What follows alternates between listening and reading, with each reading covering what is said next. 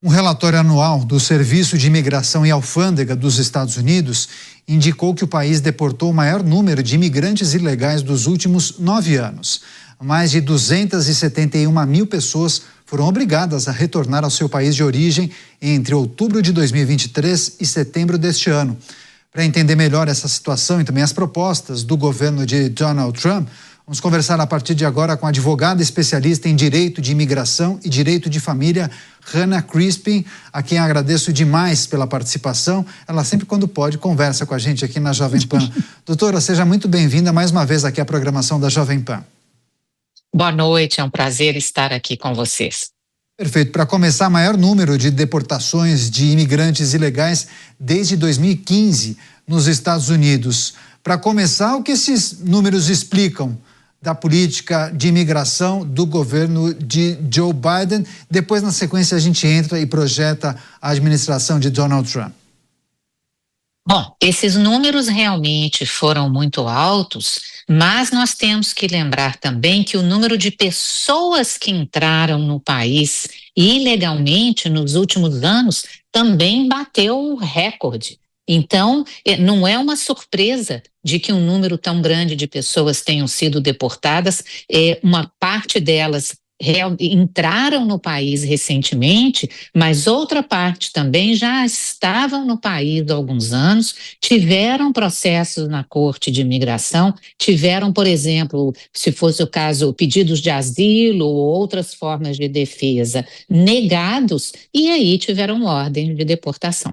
Agora, doutora, essa intensificação de fiscalização e também de deportações teve alguma coisa a ver com o processo eleitoral que foi vencido pelo adversário de Joe Biden? Os democratas quiseram enviar um recado, talvez, para a fatia mais conservadora dos norte-americanos. É possível fazer essa relação? Com certeza absoluta, principalmente quando ficou-se claro que um dos objetivos ou das perguntas que mais faziam os eleitores, quando ainda, principalmente indecisos, com relação a para quem eles iriam votar para presidente dos Estados Unidos, é a imigração. E imigração nunca foi um tema nas eleições anteriores que foi tão questionado como agora. Então, o Partido Democrata ou a administração Biden, quando eles perceberam o quanto estava sendo questionado o grande número de entrada de pessoas no país e o que estava acontecendo na imigração, eles apertaram o cerco, vamos dizer assim, e começaram a deportar mais pessoas. Pois é, o fator político também acabou influenciando. Agora, doutor, o presidente eleito Donald Trump, ele confirmou que planeja realizar deportações em massa, inclusive já chegou a sinalizar que vai aumentar o orçamento do ICE, né, que é o departamento responsável pelas questões alfandegárias e também de imigração. O que é preciso considerar? Quais são as expectativas para a gestão de Donald Trump e o que deve mudar com o que vem sendo feito pela administração democrata?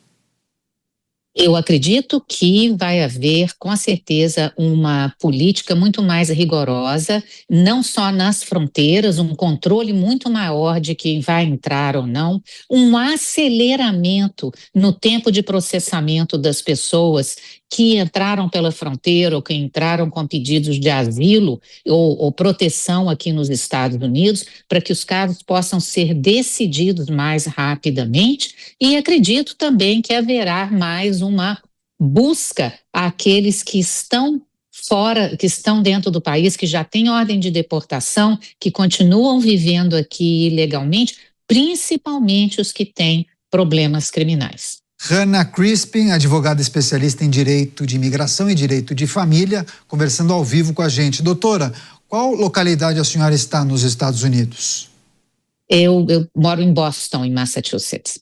Conversando ao vivo com a gente de Boston, Massachusetts. Doutora, eu peço licença, o Cristiano Vilela, nosso comentarista, fará a próxima pergunta. Doutora, boa noite, satisfação.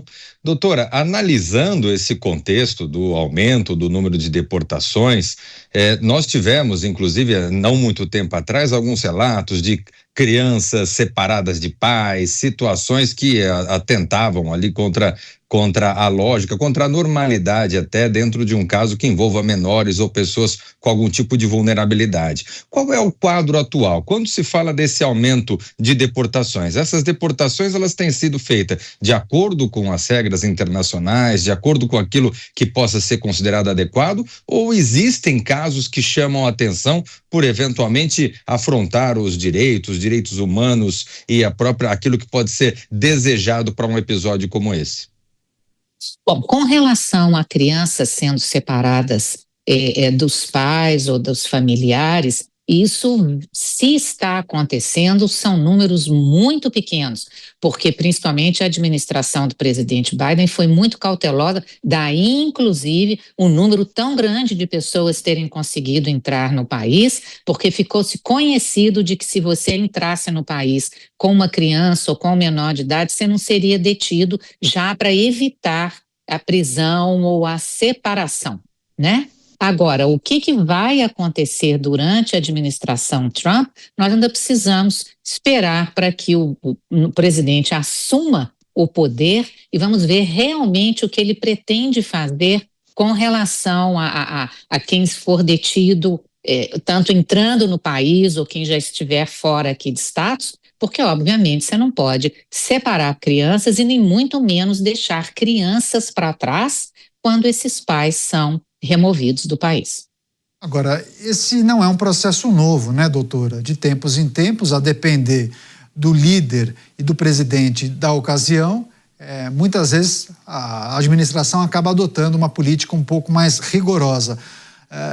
Olhando no retrovisor, lembrando de episódios recentes, quais são as consequências de um processo como esse para outros países? Porque ao adotar uma política mais rigorosa, eu presumo que outros países acabam servindo de alternativa para aqueles que querem tentar uma vida melhor, né? Fico pensando, bom, se os Estados Unidos fecharem as portas para os imigrantes ilegais ou para os imigrantes que tentam a vida todos os dias, possivelmente alguns tentem a vida no Canadá, até o Brasil, muitas vezes se torna destino de muitos latino-americanos.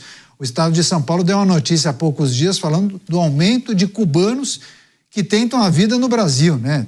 Podemos também mencionar a situação da Venezuela, mas o que está no radar, por exemplo, o governo do Canadá já chegou a mencionar a preocupação com a adoção de medidas mais rigorosas por parte dos Estados Unidos? Não, eu acho que o Canadá é um país que oferece várias possibilidades para que as pessoas possam viver lá, trabalhar, estudar, fixar residência. Existem áreas, inclusive, do Canadá, onde é necessário que um aumento de população. O que eu, com relação aos Estados Unidos, estou muito esperançosa que aconteça na administração Trump, principalmente porque essa nova presidência, eles têm um controle do Congresso, né? Ele tem o Partido Republicano, tem a maioria tanto no Senado quanto na Casa dos Deputados. Estou muito esperançosa de que eles passem leis, aprovem novas leis de imigração para que possam trazer para os Estados Unidos trabalhadores qualificados ou não, porque é uma necessidade imensa de trabalhadores, há uma necessidade de mão de obra qualificada e não qualificada, e que passem essas leis para que as pessoas possam vir de forma legal para o país. Hannah Crispin, advogada especialista em direito de imigração e família, conversando mais uma vez ao vivo com a gente aqui na Jovem Pan. Doutora, muito obrigado mais uma vez pela gentileza, bom fim de sábado e até a próxima.